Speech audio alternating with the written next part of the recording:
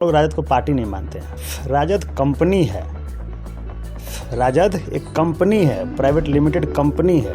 Company में क्या होता है कि जिन्होंने कंपनी को तेज प्रताप यादव, तेजस्वी यादव, लालू के ज़माने में उनके साले साधु यादव, सुभाष यादव, रोहिणी को आप देख लीजिए, उनकी बेटी हैं मीसा भारती। इस सारा कंपनी में तो सारे लोग है ही हैं। आज के डेट में जनसुराज की ताकत क्या है, और इसी ताकत की वजह से जो बिहार के क्षेत्रीय दल हैं और या फिर भाजपा ही है, इन लोगों में खौफ है एक तरह का।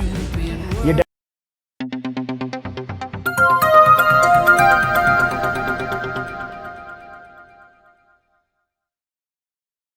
नमस्कार, मैं जितेंद्र कुमार और आप देख रहे हैं सच का सामना न्यूज़ चैनल। अभी पूरे बिहार में ज़बरदस्त चुनावी चर्चा या यूँ कहें कि चुनावी सरगर्मी काफ़ी तेज़ हो गई है। ऐसे में सभी पार्टियां आरोप प्रत्यारोप एक दूसरे पे लगाना शुरू कर दिया है। तमाम जगहों पे हम लोग जाते हैं और उसमें जानने का प्रयास करते हैं कि क्या कुछ सच्चाई है, चूँकि जनता को ओवरऑल निर्णय लेने हैं। आज हमारे साथ इस चुनावी चर्चा में बात करने के लिए युवा नगर अध्यक्ष रत्नेश पाठक जी हैं, जो जनसुराज पार्टी के चर्चित नेता में इनका नाम आ रहा है। पहले तो बहुत बहुत स्वागत है आपका। बहुत बहुत धन्यवाद आपका भी, आपके दर्शकों का भी। क्या कहिएगा, ये जो चुनावी चर्चा चल रहा है, ख़ास करके राजद और एनडीए दोनों जो है आपके ज़बरदस्त कहीं ना कहीं चैलेंजें हैं। सबसे ज़्यादा चैलेंज किसको मानते हैं आप, एनडीए एंड राजद दोनों में से? राजद कोई चुनौती ही नहीं है हम लोगों के लिए। राजद कोई चुनौती नहीं है। हम लोगों की लड़ाई एनडीए से है और एनडीए से लड़ेंगे। राजद, जब आप डेटा आप एनालाइज करिएगा ना, डाटा आप देखिएगा पिछले कुछ चुनावों का, तो आपको समझ में आएगा कि राजद हमारे लिए कोई चुनौती नहीं है। हमारी लड़ाई जो है वो एनडीए से है। ठीक है, तो एनडीए को हम लोग जवाब भी देंगे। और आप जिस तरीके से हम लोग अभी काम कर रहे हैं, पर्दे के पीछे हो या पर्दे के सामने हो, या जो संगठन की बात हो, उनमें काफ़ी अच्छा रिस्पांस भी आ रहा है, अच्छे लोग जुड़ भी रहे हैं और इसका रिजल्ट आपको अंतोगत्वा दिखेगा। देखिए, दो पार्टियां पूरे देश में सभी को मालूम है कि ये नेशनल पार्टी हैं और ज़बरदस्त हैं, कभी कुछ करने को मादा रखती हैं, लेकिन जैसे ही बिहार में आप इन करेंगे तो राजद जो है बड़ी पार्टियां के रूप में हो जाती है, कांग्रेस कहीं ना कहीं पीछे हो जाता है। और वैसे ही सेम जो है एनडीए में बीजेपी का भी हाल है। तो आपको तो कहीं ना कहीं जदयू और राजद ये दोनों ही टक्कर दे रहे हैं, और उनके नेताओं का आरोप भी ये लग रहा है कि प्रशांत हमारे लिए जो है कोई चैलेंज नहीं है, बिल्कुल जीरो हैं, वो कोई महत्व नहीं रखते हैं, वगैरह वगैरह। देखिए, राजद आपके लिए पार्टी होगी और लोगों के लिए पार्टी होगी। हम लोग राजद को पार्टी नहीं मानते हैं। राजद कंपनी है। राजद एक कंपनी है, प्राइवेट लिमिटेड कंपनी है।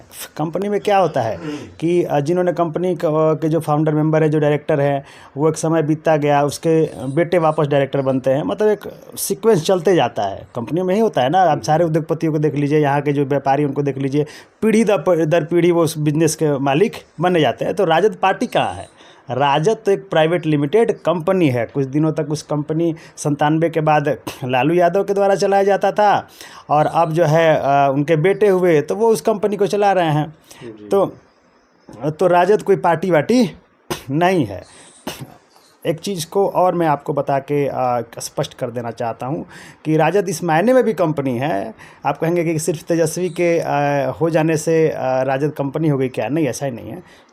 तेज प्रताप यादव, तेजस्वी यादव, लालू के ज़माने में उनके साले साधु यादव, सुभाष यादव, रोहिणी को आप देख लीजिए, उनकी बेटी हैं मीसा भारती। इस सारा कंपनी में तो सारे लोग है ही हैं। देखिए, देश भर में लगभग अगर देखा जाए तो तमाम कोई ऐसा दल नहीं है, कोई ऐसा पार्टी नहीं है जिसमें कहीं ना कहीं कांग्रेस का आप देखिए, बीजेपी अगर देखा जाए तो बीजेपी कहीं ना कहीं इससे अछूत है, क्योंकि उनके लड़के, जब लड़के नहीं हैं, परिवार नहीं है, तो किसको बनाएंगे? तो कहीं ना कहीं ये मजबूरी भी है। लेकिन अब रही सवाल कि उसको चुनाव में भुनाया जाता जाते हैं।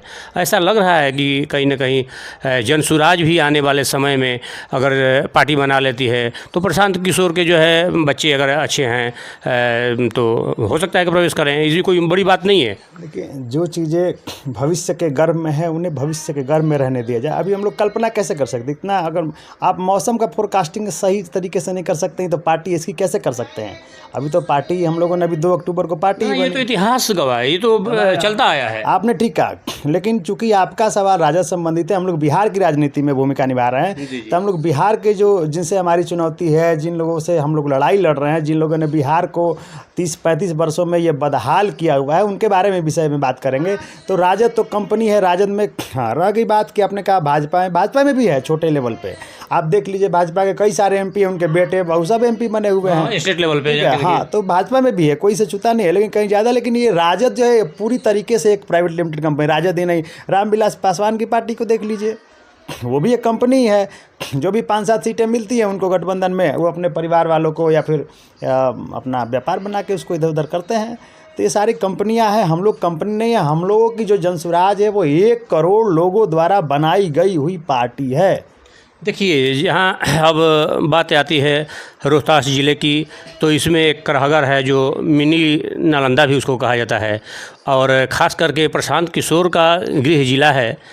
इसमें कहीं ना कहीं बहुत बड़ा टफ है। इसको आप कैसे देखते हैं?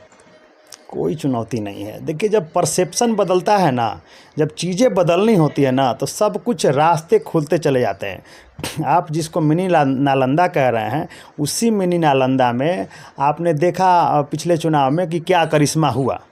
आपने देखा ना किस तरीके से करिश्मा हुआ। तो ये करिश्मा का दौर जारी रहेगा, और जो लोग अंडर एस्टिमेट कर रहे हैं जनसुराज को, वो एक गलत फहमी में है। जो अच्छे जानकार हैं, जो राजनीति के विश्लेषक हैं, जो पकड़ रखते हैं ज़मीनी लेवल पे, जो लोगों से मिल रहे हैं, गांव गलियों में घूम रहे हैं, उन्हें बखूबी पता है कि फिलहाल लेते हैं। नाम क्यों नहीं लेता, आप पूछेंगे नाम क्यों नहीं। नाम इसलिए नहीं लेते हैं कि इनको डर है कि और इनको लाइमलाइट मिल जाएगा और इनको पॉपुलैरिटी मिल जाएगी। चूँकि इन लोगों ने 30-35 सालों से, आप जनता दल के बाद से ही देख लीजिए, 95 के बाद से ही करीब, एक इस तरीके से बिहार में माहौल इन लोगों ने बनाया हुआ है कि कोई बाहर से कोई दूसरा दल यहाँ खड़ा न हो पाए, कोई दूसरा व्यक्ति राजनीति में बिहार के न घुस पाए। यहाँ 2 ही पार्टियाँ हैं, एक भाजपा है, एक लालू जी की ललटेन है, तीसरा तो कोई पार्टी है नहीं। कांग्रेस है, कांग्रेस आरजेडी की पूंछ है कि भाई चलो, जब सारा काम होता है तो पूंछ का काम आता है ना, पूंछ हिलाने के लिए, तो कांग्रेस यहाँ की पूंछ है।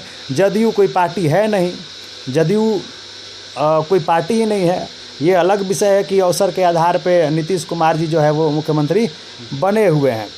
हाँ, यहाँ एक चीज़ है कि 2 ही मुख्य पार्टियाँ हैं, भाजपा और राजद। पप्पू खान राजद के नेता थे, उनका भी जो है उपेंद्र कुशवाहा जी में के पार्टी का दामन थाम लेना, सीट मिले या न मिले, लेकिन ये तो ज़रूर है कि MY समीकरण जो है ये कहीं ना कहीं ध्वस्त होता दिख रहा है। इसको आप कैसे देख रहे हैं और किस तरह से जो है आप भुनाएंगे? भाई देखिए, अगर आप कोई परिवार चला रहे हैं, परिवार के मुखिया हैं और 5 बेटे हैं आपके, 2 से आप खूब काम करवा रहे हैं और फ़ायदा 3 को दे रहे हैं, ठीक है, और उन दोनों का कोई महत्व नहीं दे रहे हैं, तो एक न एक दिन आपका घर छोड़ के चला जाएगा।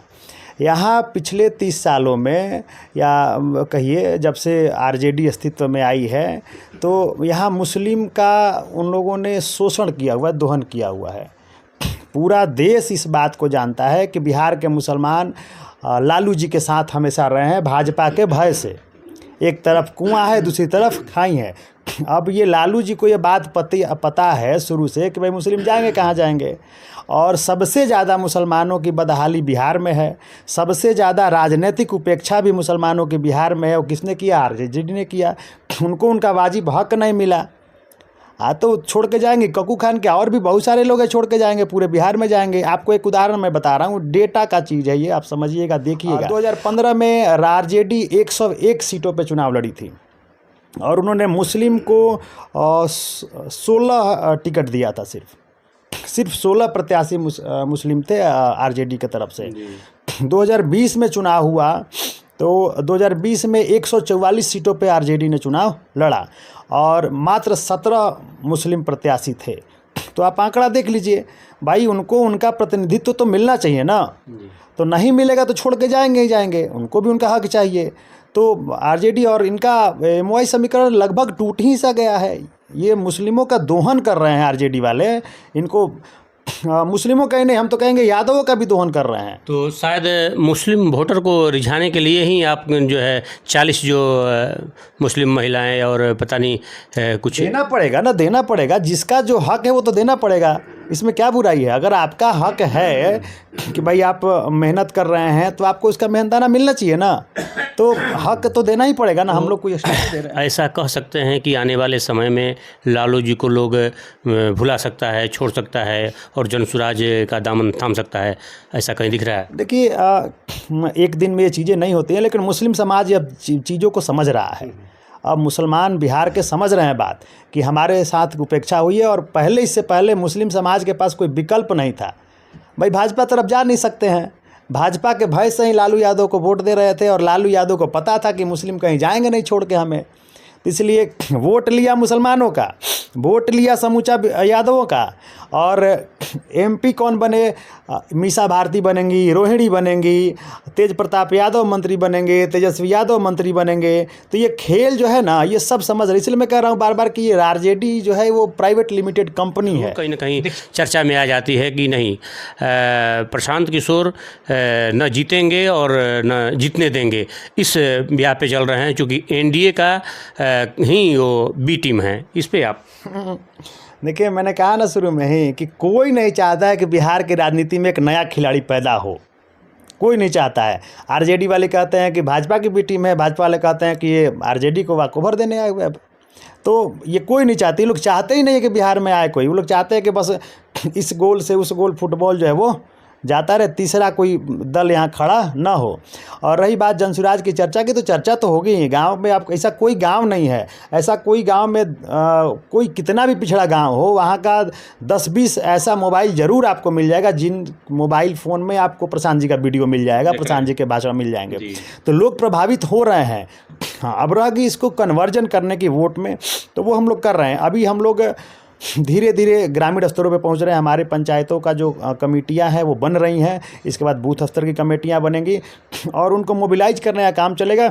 लोग यह बात समझते हैं, और जब बात समझ में आ गई लोगों को, तो वोट में कन्वर्जन भी उसका हो जाएगा। प्रशांत किशोर जी एक भी चुनाव आज तक हारे नहीं हैं। जब इन्होंने इतने लोगों को काबिल बनाया है, सत्ता दिलाया है, कुर्सी दिलाई है, 10-12 सीएम बनाया है, और खुद अपने बिहार के लिए, अपनी माटी के लिए 3 सालों से अपने आप को खपा रहे हैं, तो परिणाम बिल्कुल बेहतर निकल के आएगा, बिल्कुल बेहतर परिणाम निकल के आएगा। लोगों कहने दीजिए। आरजेडी का परिचर्चा अभी मैं देख रहा हूँ कि काफ़ी सभी जगह लगभग तमाम प्रखंडों में घूम घूम करके लोग कर रहे हैं।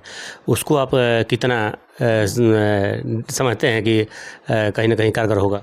देखिए, ये लोग सामाजिक न्याय परिचर्चा कर रहा है, तो अब आरजेडी वाले सामाजिक न्याय की बात करें तो हजम नहीं होता है, क्योंकि हम लोगों ने देखा हुआ है। और तकरीबन ये 95, 96, 97 के बाद का जो दौर है, या 98, 99, 2000 तक का जो दौर है, वो आपने भी देखा होगा। हमारे बाबा जी यहाँ बैठे हुए लोगों ने देखा हुआ है। लालू का जो शासन काल था ना, जो आरजेडी का शासन काल था, देखिए जिस तरह से बीजेपी डरा करके, और मुस्लिम का जो आपने कहा कि भाई लालू के खेमे में चले जाते हैं और बीजेपी की डर से, उसी तरह से आप जो है लालू राज को डरा करके, ऐसा लग रहा है कि जंगल राज को याद दिला करके वोट इकट्ठा करने में लगे। जो चीज़ें इतिहास है उसको याद क्या दिलाना है? समय था, कुछ नहीं था, बहुत सारी दिक्कतें थी, ये भी मानना है।